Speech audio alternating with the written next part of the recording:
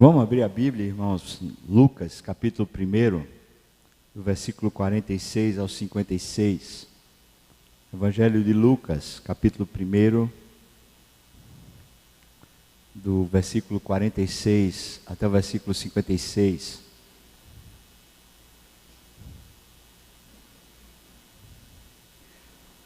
A reação de Maria, quando ela sabe que o Espírito Santo a tomou e que ela está gerando o Filho de Deus no seu ventre. Lucas, capítulo 1, a partir do versículo 46 até o 56. Eu vou pedir a você, se puder, para ler comigo esse texto. A gente vai ler juntos, a uma só voz. Pode ser? Vamos ler então?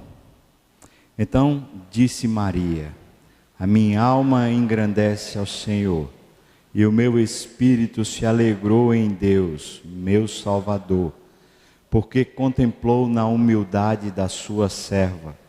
Pois desde agora todas as gerações me considerarão bem-aventurada, porque o poderoso me fez grandes coisas.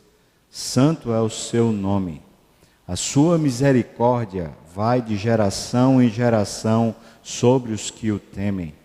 Agiu com o seu braço valorosamente, dispersou os que no coração alimentavam pensamentos soberbos. Derribou do seu trono os poderosos e exaltou os humildes. Encheu de bens os famintos e despediu vazios os ricos. Amparou a Israel, seu servo, a fim de lembrar-se da sua misericórdia, a favor de Abraão e da sua descendência para sempre, como prometera aos nossos pais. Maria permaneceu cerca de 3 meses com Isabel e voltou para casa. Vamos orar, irmãos. Ó Pai, peço ao Senhor, abre o nosso coração, para ver a singeleza, a beleza desse momento que a Tua palavra revela para nós. Vê o que é um coração que contempla o Emanuel. Vê também o Senhor mesmo agindo aqui na terra. Abre os nossos olhos, Senhor. Abre a nossa alma. Isso eu te peço no nome de Jesus. Amém e amém. Em 1200, houve um homem na história da igreja, antes que houvesse reforma, numa época em que a igreja chamada católica, onde todos nós fazíamos parte, estava bastante comprometida com os poderes desse mundo, estava bastante comprometida com um clero que não pregava mais a Bíblia, que tinha uma série de doutrinas erradas.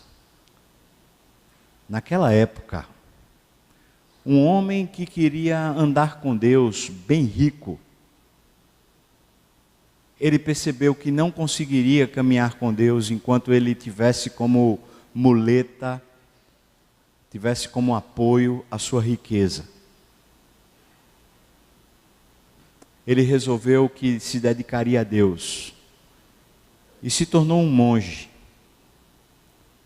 Mas ele percebeu ainda que a riqueza, de alguma maneira, servia de apoio constantemente. O que fazer? Na história, ou na tradição da igreja, esse homem é dito que fez um voto de pobreza. Mas ele não fez um voto de pobreza. Quem conhece a história melhor sabe que ele fez um voto de dependência. Ele resolveu que não mais teria nenhum recurso próprio, que viveria segundo uma lógica que era a lógica de Jesus. Nada tendo, mas possuindo tudo. Que o seu coração não estaria mais apegado a absolutamente nada. E o que Jesus pregou no Sermão da Montanha, quando ele ensina que se alguém demandar ir contigo 1 milha, te maltratando, te denegrindo, vai com ele 2. Se alguém resolver pegar a tua capa, dá a tua capa e dá o que ele quiser. E se alguém resolver ser o seu inimigo e odiar você, você retribuirá com amor, amando até aqueles que lhe odeiam. Esse tipo de resolução interna é um tipo de resolução que tem que prática. Ela destitui os deuses do mundo e coloca no nosso coração um único Deus que passa a ser um verdadeiro Deus. Nada tendo, mas possuindo tudo. Esse homem ficou conhecido como sendo São Francisco de Assis. Ele vivia de tal maneira na shalom de Deus, na paz do Senhor, que os animais conseguiam perceber a virtude do próprio Cristo nesse homem. Por isso ele tinha uma relação muito próxima, muito harmônica com a natureza, com os animais. Porque ele resolveu que não seria absolutamente nada na terra que serviria de apoio para a sua alma ou para a sua experiência. Parece-me que a presença de Cristo na terra, o Emmanuel que nós temos falado durante esse mês, a presença dele traz um confronto muito forte com o nosso coração. Eu não falo nem só com o mundo, mas com o nosso coração. Porque quando ele está presente, e ele sempre está presente, porque Emmanuel quer dizer Deus conosco. Quando ele está presente, e quando minimamente a gente consegue abrir um pouquinho os olhos para perceber a presença de Deus assim, contundente, forte, ele nunca estará presente para ser coadjuvante, para ser alguém que fica observando a história. O Deus Emmanuel é o dono da história e é Senhor absoluto. O Emmanuel está na história para ser Senhor. Talvez o que impede a gente de abrir os olhos para ver o Emmanuel seja o nosso próprio senhorio do coração, ou seja, o senhorio de outros deuses que estão de alguma maneira prendendo o nosso coração. Semana estava lendo um livro de um sociólogo chamado Zygmunt Bauman, e ele escreveu um livro chamado Babel. E ele faz eu estava ontem falando com o Ju a respeito disso. Ele traz uma ideia que eu nunca tinha pensado. Ele pensou que o contrário da liberdade não é a prisão. O contrário da liberdade é a segurança. A gente abre mão da liberdade para estar seguro. E tudo aquilo que a gente procura segurança, em tudo aquilo que a gente põe a nossa confiança, nos prende.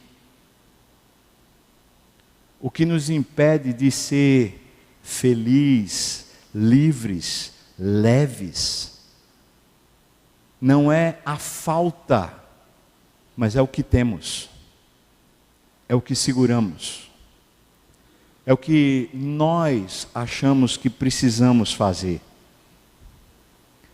A busca infinita da alma que temos, a alma humana, é a busca por um refúgio, por uma garantia. Nós buscamos o dia de amanhã hoje. Isso não acontece apenas fruto da geração que temos, ou do imediatismo, ou do egoísmo. Não se trata apenas de uma fotografia da nossa época, mas é do filme da história humana. Quando Adão pecou no Éden, Deus conversou consigo mesmo O homem se tornou como um de nós. Deus está falando com o Filho, Deus está falando com o Espírito está falando com o Pai e com o Filho está falando com o Espírito e o Pai. Eles estão conversando entre si, dizendo, ele se tornou como um de nós. E diz, o homem se tornou conhecedor do bem e do mal, e a palavra conhecedor é discernidor, aquele que discerne por si mesmo. A ideia que Deus está colocando ali no texto é que a partir daquele momento, quem definiria o que era seguro para si era o próprio homem. Quando o homem caiu, a primeira coisa que ele fez foi pôr alguma coisa para lhe cobrir, para lhe proteger. A segurança está dentro dessa arrogância existencial, da gente querer ou pretender garantir, proteger, ter. Jesus disse assim, se vocês me conhecerem, vocês serão livres. Conhecereis a verdade, e a verdade vos libertará. A presença de Jesus em nós, a presença de Emanuel, o Deus conosco, é uma presença confrontante. A fim de nos dar a paz que excede todo entendimento, ele confronta a nossa pseudo-segurança. Ele confronta o nosso status quo. Ele reage, dizendo para a gente que não será na nossa garantia, será na proteção dele. Não será na nossa providência, será na providência dele. Não será na nossa competência, será no poder do Todo-Poderoso. Emanuel choca a história. Ele é o maior contrassenso de toda a arrogância humana. Todo homem quer ser Deus. Mas Deus quis ser homem. Todo homem quer ser dono de si, mas Deus quis ser servo, obediente, e obediente até a morte, morte de cruz. A história que a gente leu é a história de Maria, depois que ela apazigua o coração. Não foi fácil para ela quando ela recebeu a mensagem de Gabriel dizendo, olha, o Espírito Santo vai te envolver, diz que vai pôr uma sombra. Os teólogos falam de um elemento místico que no ventre de Maria estava sendo gerado. A ideia de sombra, de imagem de Deus estava sendo colocada dentro do ventre de Maria. Esse momento, Maria tem temor, como qualquer um de nós, porque a história dela está saindo das mãos dela. Ela tinha programado um casamento, ela tinha programado um estilo de vida. O estilo de vida que talvez seria, aos olhos dela mesmo, simples. Mas não do jeito que Deus estava programando. Por isso Deus interrompe a história de Maria no fluxo natural e diz para ela, eu me apoderei do teu corpo, Maria. E agora você vai gerar de mim um ente santo. Ela, atemorizada, fala, como é que esse negócio vai ser? Porque eu não tenho tido relação com ninguém. Disse, não se atemorize. Não se atemorize. Esse vai ser o Salvador do mundo. É o Emanuel. É o que vai resgatar a história. Quando ela se apercebe de que a história saiu do controle, mas a história está segura, que a história não está nas mãos dela, mas está nas mãos de Deus, ela faz um canto maravilhoso, um cântico para revelar para nós o que significa a presença do Emanuel. Quando os nossos olhos se abrem, quando o poder sai da nossa mão, Quando de alguma maneira a gente realmente resolve entregar-se a Deus, dedicar a Deus aquilo que já é dele, quando de fato a gente percebe que o controle já não está nas nossas mãos, é a hora que os olhos se abrem e de repente a gente diz: é Deus comigo agora, e só Deus comigo para fazer diferença, para fazer sentido, para a história ser boa. Veja o que ele diz. Por favor, volte seus olhos de novo a esse texto que a gente leu. Eu queria ressaltar com você a simplicidade com que Maria transcreve isso. Veja, as palavras de Maria revelam Emanuel. E ela diz, versículo 48, o Senhor contemplou na humildade da sua serva.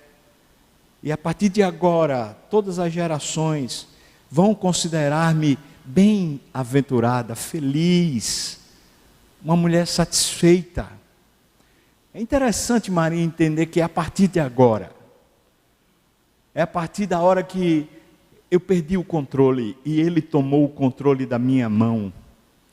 É a partir de agora que a história já não está mais regida pelos meus planos, mas está pelos planos de Deus. É a partir de agora que a história ganhou sentido e eu sou feliz, eu sou plena. Mas perceba que ela diz que o Emanuel, a presença dele conosco, é sempre um confronto, porque ela diz, ele contemplou na humildade da serva. O caminho pelo qual o Emanuel é percebido em nós, não pelos outros, mas por nós mesmos. O caminho pelo qual essa revelação da presença de Deus acontece em nós, é um caminho de esvaziamento pessoal, de humildade. E a humildade, ela é expressa em serviço, irmão. Humildade não é expressa no nosso semblante, nem nas nossas práticas devocionais. A verdadeira humildade é expressa quando a gente coloca-se numa jornada de servir. Mas servir não apenas a quem gostamos, mas servir a quem não merece. Não confunda isso com benefícios. Servir quer dizer dedicar-se. Não quer dizer apenas você entregar algum bem. Não quer dizer você dar uma cesta básica, você dar uma esmola. Servir denota, demanda relacionamento interpessoal, desgaste de força, de energia, de você estar presente. Não é o seu bolso, é o seu coração. Servir demanda da gente a posição de se colocar embaixo para que o outro cresça. O Emanuel, a presença de Deus conosco, traz um confronto. O confronto de que ele revela, de que ele percebe, de que ele contempla o humilde. Ele contempla o humilde. Ele nos contempla a todos. Mas só veremos o Senhor na nossa humildade. Não veremos o Senhor nos nossos grandes feitos. Não veremos o Senhor nas nossas obras que foram elogiadas. Nós não veremos. Nós veremos a nós mesmos. Nós veremos a nossa autoimagem. O nosso sucesso não revela o Senhor para nós. O nosso sucesso muitas vezes é uma fumaça que nos deixa enevoados e pervertidos, porque já não nos sabemos mais. Mas a humildade, esse esvaziamento, nos coloca numa crueza existencial, onde de repente Deus é tudo e a gente não é nada. E a única imagem verdadeira que temos é o fato de não sermos, a não ser sermos em Deus. Segunda coisa que esse texto revela em Maria, por favor, versículo 51. Por favor, perceba. Versículo 51. agiu com seu braço valorosamente. O Emanuel, a presença de Deus se revela a nós através de uma ação do braço de Deus. Mas como? Dispersando os que de coração alimentam pensamentos soberbos, derribando o trono dos poderosos e exaltando os humildes. Versículos 51 e 52 falam que o confronto do Emanuel, a presença dele, à medida que ele vai abrindo e se revelando para nós, é um confronto contra os poderosos desse século, contra toda forma de poder humano. Jesus é o dono do trono, e o trono dele confronta todos os demais tronos da história. Quando Herodes soube que aquele menino ia nascer, e que os reis magos vieram para adorar aquele que nascera, o rei, Herodes mandou matar todas as crianças de 2 anos para baixo. Herodes estava com medo, porque Herodes pensava: chegou um novo rei. A presença de Jesus confronta os poderosos. Quando um cristão do primeiro século era preso ou era perseguido por Roma, a pergunta oficial que se fazia para o cristão era: César é o Senhor? A palavra Kyrios no grego, Senhor, traz a ideia de um senhorio divino, não apenas um senhorio humano. Então a pergunta era: César é Kyrios, é um senhor divino para você? E o cristão não poderia negar a sua fé. Então o cristão respondia: só Jesus é Kyrios, só Jesus é o Senhor divino. Os cristãos eram os melhores cidadãos que Roma poderia ter, os mais ordeiros, os mais servos, os mais abençoadores, os que pagavam o imposto em dia, os que não ludibriavam em nada. Mas os cristãos eram perseguidos não porque eles tinham uma espécie de revolta na alma contra Roma, mas eles eram perseguidos porque eles tinham Emanuel, porque tinha um senhorio neles, e nenhum principado, potestade, seja espiritual ou seja na terra, suporta a ideia de ter Deus como Senhor. O Emanuel traz um confronto de poderes. Não é à toa que na história da igreja cristã, tantas lutas de poderes ocorreram e continuam ocorrendo. Não se trata apenas de poderes entre homens que brigam entre si, mas se trata da presença do Emanuel. E toda vez que Cristo quer se fazer presente dentro de uma igreja, toda vez que Cristo quer se fazer presente dentro de uma casa, uma família, toda vez que Cristo quer se fazer presente dentro de uma vida, Ele luta contra poderes. Igreja Presbiteriana das Graças, não brinque com isso. O pastor da Igreja Presbiteriana das Graças, não brinque com isso. O conselho da Igreja Presbiteriana das Graças, não brinque com isso. Porque se ele estiver presente, ele confronta os poderes.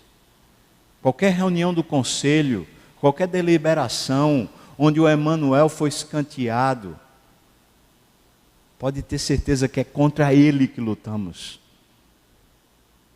Mas irmão, não pense que o Emanuel se resume a instituições chamadas igreja.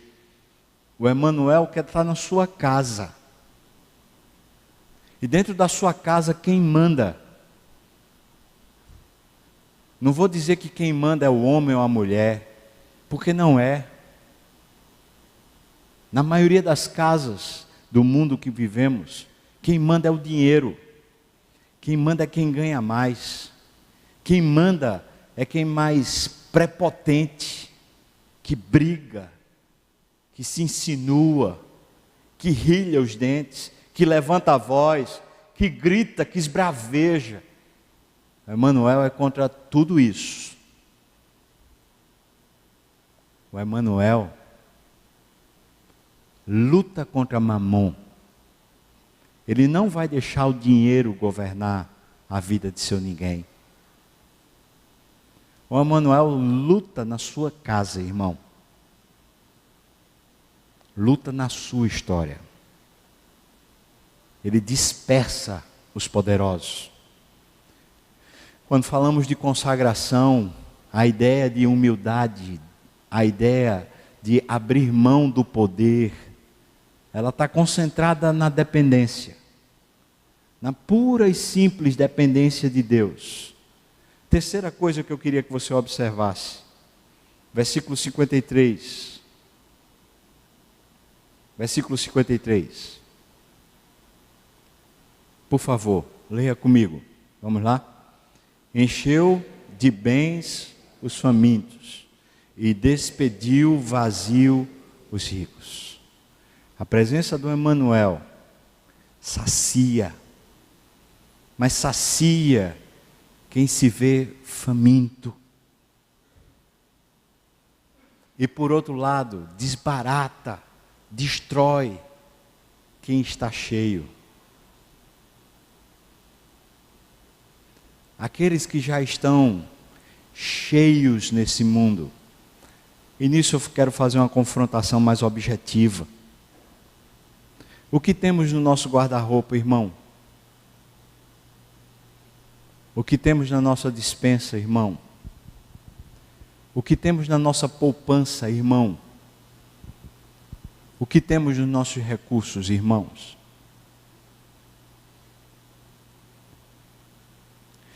Cada um desses cofres que guardamos, nós guardamos no guarda-roupa, o cofre das roupas. Nós guardamos na despensa o cofre das comidas. Nós guardamos no freezer o cofre dos gelados. Mas nós guardamos no banco o cofre das nossas economias. Nós guardamos no mercado o cofre da nossa produtividade. Ou do nosso futuro. Ele está dizendo que os ricos, eles saem abalados na presença do Emanuel. Maria tem consciência de que ela é pobre. E como sendo pobre, ela diz, ele me assistiu me dando saciedade, ele tirou de mim a fome, por isso eu sou bem-aventurada. A presença de Jesus na terra faz a gente mudar o paradigma existencial e não funcionamos ou não deveríamos funcionar mais segundo o curso deste mundo, segundo as inclinações da nossa carne, mas passamos a funcionar a partir de uma presença real que tira de nós os senhorios e assume o senhorio da nossa vida. A encarnação de Deus tem que ser na nossa carne. O Emanuel de Deus tem que ser na nossa história. Não será na história do grupo coletivo, mas será na história de indivíduos que se entregam e dizem, eis-me aqui. Como disse Maria, eis-me aqui. Que se cumpra em mim, segundo a tua vontade. O advento do Natal prenuncia um esvaziamento pessoal. Onde houver ódio, que eu leve o amor. Onde houver ofensa, que eu leve o perdão.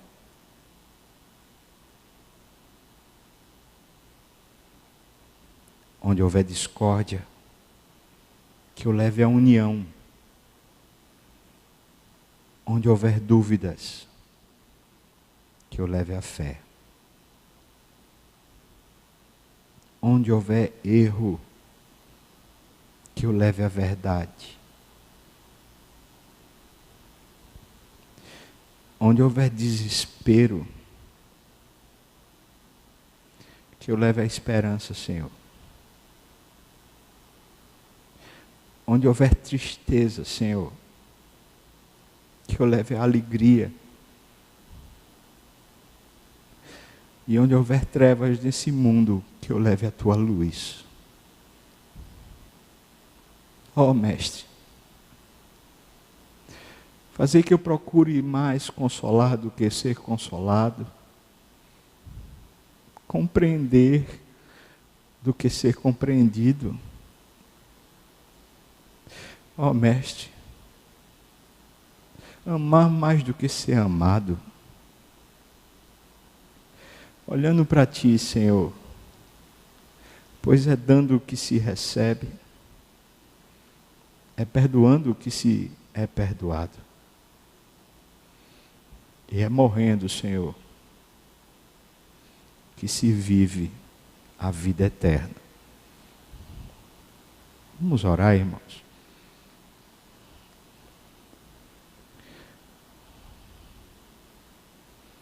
Eu queria chamar a igreja para um tempo de arrependimento. Para um tempo de pedir perdão a Deus por a gente estar tão em cima, tão autoconfiante, tão longe da segurança de Deus e tão procurando a nossa própria segurança.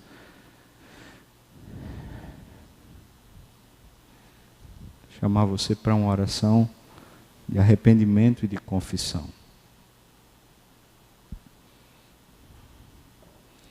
O primeiro ponto foi o ponto da serva humilde.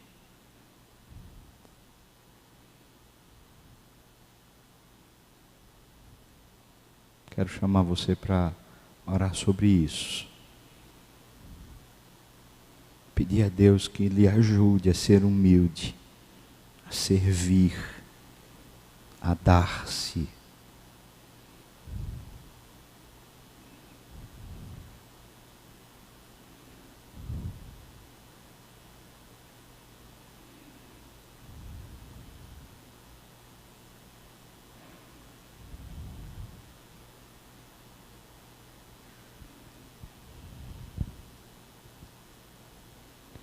Deus, a gente está cansado. O ano passou, tantas lutas, tantas dores, tantas lágrimas.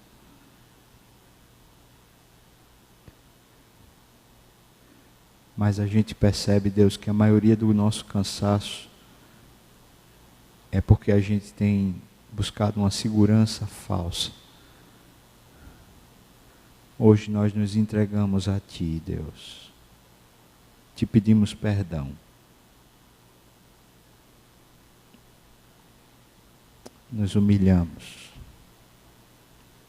Pode governar, Senhor. Pode assumir a rédea, Deus. Assuma a rédea dessa igreja, Deus. Assuma a rédea da minha família, Deus. Assuma a rédea de mim mesmo, Pai. O segundo ponto que nós estudamos aqui hoje foi que o Senhor confronta os poderes, os poderosos,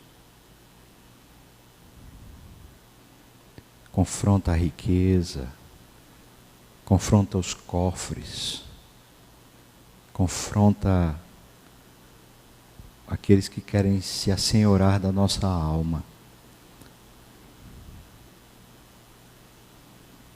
Se você tiver que confessar que você tem sido assim, ou que tem deixado se levar pelo cansaço, pela correria, porque tem outros senhores, peça perdão a Deus.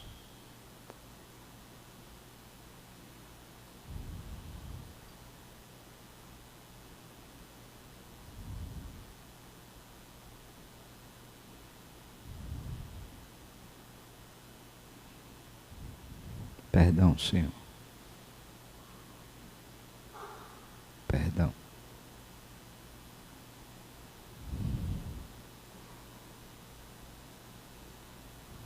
Ajuda-nos a vivermos livres.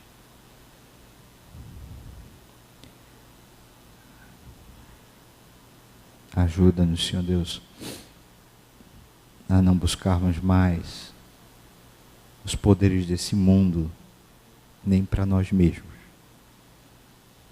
a vivermos pelo Teu poder, Pai. Último ponto, Maria fala que o Emanuel sacia a fome dos famintos, mas manda de mãos vazias os ricos.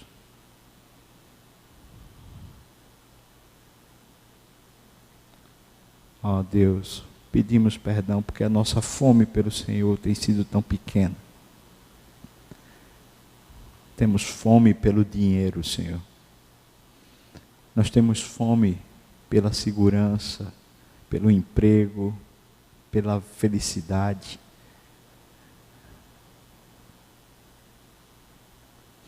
Nós temos fome pelas notícias, pela vingança, pelo juízo, mas não temos fome do Deus vivo, Senhor. Tem misericórdia e perdoa a gente, Pai. Abre os nossos olhos, por favor, Senhor, para vermos o Senhor. Inunda, Senhor, a nossa alma.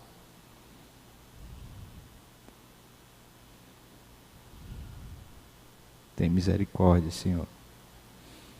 Tem misericórdia da igreja. Tem misericórdia, Senhor Deus, da minha casa. Meus filhos, minha esposa, de mim, Deus. Tem misericórdia da minha vida. Senhor, livra-nos do mal. E faça-nos um instrumento da Tua paz. Pai, nós Te amamos. Mas somos muito fracos. Tem misericórdia de nós, Senhor.